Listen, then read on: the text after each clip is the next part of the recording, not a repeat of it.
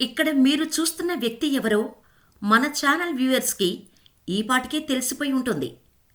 ఇంతకుముందు వీడియోలో మనం చెప్పుకున్న ఆమె చేసిన ఓ చిన్న సహాయానికి మనందరం ఎంతో గౌరవించి దీవించిన ఆ కలెక్టరమ్మే మానవత్వం, మంచితనం, సేవ, నీతి, నిజాయితీ ఇలా ఒక వ్యక్తి గురించి ఎంత పొగిడినా కాదు కాదు ఉదాహరణగా ఎన్ని మాటల్లో అభివర్ణించుకున్నా సరిపోని మాటలకు నిలువెత్తు నిదర్శనం ఈ కలెక్టరమ్మ. దైవం మానుష రూపేణా బదులు దైవం దివ్య ఎస్ఐఆర్ రూపేణా అనాలేమో. ఈ స్టోరీ వింటే ఖచ్చితంగా మీరే అంటారు కూడా. ఇలా ఎందుకంటున్నానంటే ఆ తల్లి అవసరం ఎవరికైనా ఉందని అనుకుంటే చాలు, అరక్షణం కూడా వృధా చేయరు. కలెక్టర్గా తన పనిలో ఎంత నిజాయితీగా పనిచేస్తుందో ప్రజలకు తనవంతు సేవలు కూడా అంతే నిబద్ధతతో చేస్తుంది. ఇదంతా చెబుతుంటే ఈ సోదంతా మాకెందుకు అని అనుకునేవాళ్లు కూడా మనలో చాలామంది ఉంటారు. కానీ మనం ఒకరిలా సేవ చేయలేకపోయినా పర్వాలేదు, కానీ ఒకరు చేసిన సేవలను, వారి మంచి మనసును మాత్రం గౌరవించటం మనలో ప్రతి ఒక్కరి బాధ్యత. ఇక ఈ ముచ్చట్లు పక్కన పెట్టి ఆలస్యం చేయకుండా అసలు స్టోరీలోకి వెళ్ళిపోదాం. అయితే అంతకుముందు ఎప్పట్లాగానే ఓ చిన్న రిక్వెస్ట్. మన ఛానల్ని ఇప్పటివరకు చాలామంది సబ్స్క్రైబ్ చేసుకోకుండానే వీడియోలు చూసేస్తున్నారు. దయచేసి ఇప్పటికైనా మా కంటెంట్ నచ్చితే సబ్స్క్రైబ్ చేసుకోండి. మీరు చేసే ఒక్క క్లిక్ మాకు ఇలాంటి కంటెంట్ ఏ మూలాన ఉన్నా వెతికి బయటకు తీసి మీకు అందించేందుకు ఎంతో బూస్ట్ ఇస్తుంది. అలాగే వీడియోని చివరి వరకు స్కిప్ చేయకుండా చూడండి. పూర్తిగా చూశాక టైం వేస్ట్ అనిపిస్తే అన్సబ్స్క్రైబ్ చేసుకున్నా పర్వాలేదు, కానీ నచ్చితే మాత్రం వీడియోని లైక్ చేసి మీ ఫ్యామిలీ అండ్ ఫ్రెండ్స్తో షేర్ చేయండి. అలాగే మీ అభిప్రాయాన్ని కామెంట్ చేయడం మాత్రం మర్చిపోకండి. ఇక వీడియో స్టార్ట్ చేసేద్దాం. కేరళలోని పతనంతిట్ట జిల్లాలో పందలం మున్సిపాలిటీలోని ముట్టం కాలనీలో 29వ బ్లాక్లో నివసించే వికలాంగ మహిళ జ్యోతికి తన సహాయం అవసరం ఉందని తెలిసి నేరుగా ఆమె ఇంటికెళ్లిన కలెక్టరమ్మ చేసిన పనికి అధికారులంతా షాక్ అయిపోయారు. జ్యోతి వయసు 42 సంవత్సరాలు. పుట్టుకతోనే వికలాంగురాలు.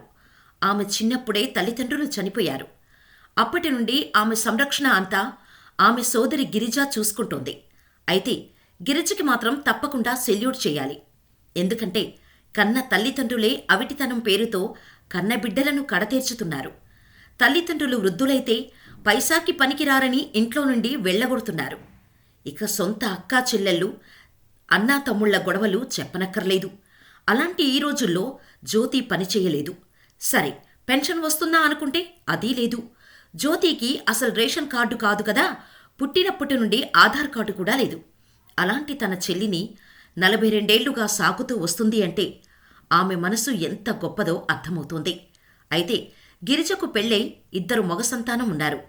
వారే ఒకరు లేనప్పుడు ఒకరు, ఇలా ముగ్గురిలో ఎవరో ఒకరు ఖచ్చితంగా జ్యోతి దగ్గరుండి జ్యోతి అవసరాలు తీరుస్తూ ఆమెను కంటికి రెప్పలా కాపాడుకుంటూ వస్తున్నారు. అయితే జ్యోతి సోదరి గిరిజ నివసించే ఇల్లు పైకప్పు కొద్ది కాలం క్రితం కురిసిన భారీ వర్షాల కారణంగా కూలిపోయి చెడిపోయింది. దాంతో గిరిజ ఓ రోజు కలెక్టర్ ఆఫీస్కి వెళ్లి కొత్త ఇంటి కోసం దరఖాస్తు చేసుకుంది. అయితే ఆ దరఖాస్తులో కుటుంబ సభ్యుల వివరాలు చేర్చి వాటికి సంబంధించిన ఆధారాలు జతపరచాలి. కానీ గిరిజ జ్యోతి పేరును మాత్రమే చేర్చింది. ఆమెకు సంబంధించిన ఎటువంటి ఐడి ప్రూఫ్స్ జతపరచలేదు. కేవలం పేరు, వయసు మరియు వికలాంగురాలు అనే వివరాలు మాత్రమే చేర్చి దరఖాస్తు చేసి ఇంటికి తిరిగి వచ్చింది గిరిజ. అయితే కొన్ని రోజుల తర్వాత ఆ దరఖాస్తు కలెక్టర్ దివ్య టేబుల్ మీదకు చేరింది. ఆ దరఖాస్తు పరిశీలించిన కలెక్టరమ్మ జ్యోతికి సంబంధించిన వివరాలు పూర్తిగా లేనందున అసలు ఎందుకు లేవో తెలుసుకొని రమ్మని చెప్పి అధికారులకు ఆదేశాలు ఇచ్చింది.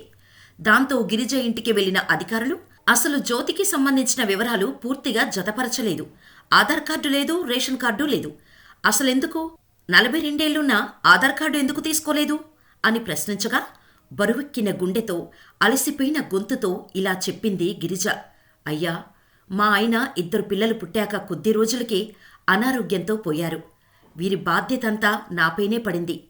ఈరోజు కూలో నాలో చేస్తేనే రేపు 4,000 నోట్లోకెళ్లేది.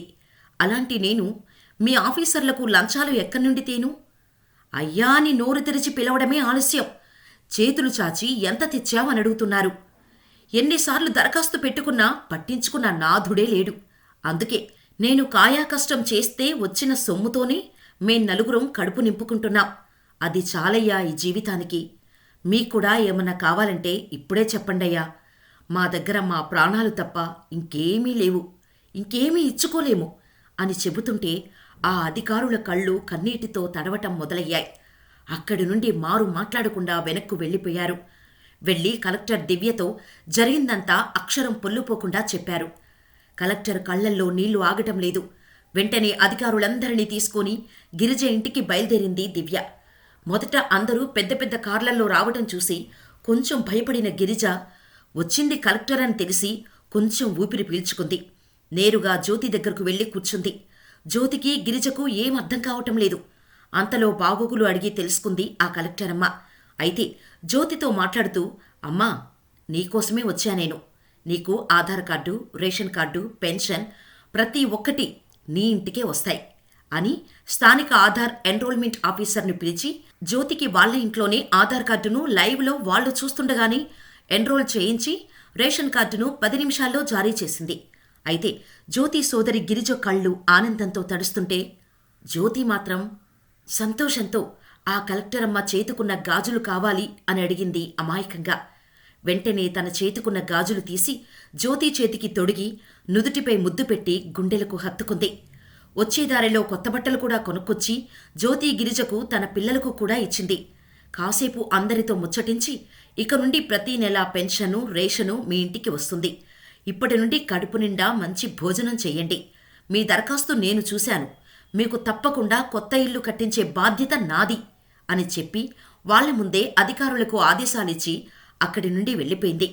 ఇలా ఇదొక్క సందర్భంలోనే కాదు, ఇలా తన కళ్ల ముందు ఎవరు ఎలాంటి ఇబ్బందులు పడుతున్నారని తెలిసినా చూసి తట్టుకోలేదు ఈ కలెక్టరమ్మ.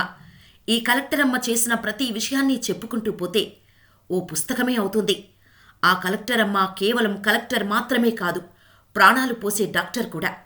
ఐఏఎస్ అధికారి కాకముందు దివ్య ఎంబీబీఎస్ చదువుకుంది. తండ్రి ఇస్రోలో అధికారి. ఐఏఎస్ దివ్యకు శాస్త్రీయ సంగీతం అంటే కూడా ఇష్టం. మంచి డాన్సర్ కూడా. దివ్య డాన్స్ వీడియో ఒకటి అప్పట్లో వైరల్ కూడా అయింది. ఈ కార్యక్రమంలో ఆమె తన కొడుకును ఒడిలో పెట్టుకొని ప్రసంగించారు. ఆమె 2014 బ్యాచ్కు చెందిన ఐఏఎస్ అధికారిని. ఎమ్మెల్యే కెఎస్ శబరినాథ్ను ప్రేమించి పెళ్లి చేసుకున్నారు దివ్య. కెఎస్ శబరినాథన్ అసెంబ్లీ స్పీకర్ మరియు దివంగత కాంగ్రెస్ నాయకుడు జి కార్తికేయన్ కుమారుడు. 2015లో ఎమ్మెల్యే అయ్యారు. అప్పటికి అతని వయస్సు 31 ఏళ్లు మాత్రమే. మరి ఈ వీడియోపై మీ అభిప్రాయాన్ని మాకు కామెంట్ ద్వారా తెలియచేయండి. ఇలాంటి real life inspirational motivational incidents కోసం మన ఛానల్ని సబ్స్క్రైబ్ చేసుకొని పక్కనే ఉన్న నోటిఫికేషన్ ఆన్లో పెట్టుకోండి.